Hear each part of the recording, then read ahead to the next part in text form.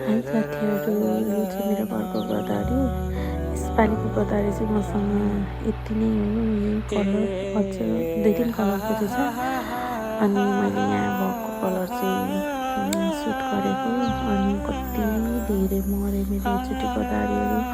मल्टिफ्लोराहरू पनि थियो, मऱ्यो। तर एकचोटि कम मात्रै रह्यो। यो चाहिँ घरकै बिरुवा कटिङ गरेर राखेको। अनि गदावरीमा चाहिँ अहिले कति धेरै किराहरू लागिरहेको छ। यो फुलै कालो हुने गरेर लाग्छ क्या। यसलाई चाहिँ दबाईहरू गरिराख्नुपर्छ। अनि रहन्छ नत्र मरिहाल्छ हुस्सेहरू लागेर। अनि यो चाहिँ मेरो क्रिसमस क्याक्टस हो। 2-3 कलरको छ। अझै 2टा कलरको चाहिँ फुलेको छैन। रातो र ओरेन्ज कलरको चाहिँ फुलेकै छैन। मसँग ढिलो फुल्दो रहेछ। अनि यो चाहिँ फेरि मेरो 5 वर्ष भइसक्यो। अरूको चाहिँ यिनीहरूको कटिङहरू सारेको थियो सानो सानो बिरुवाहरू चाहिँ।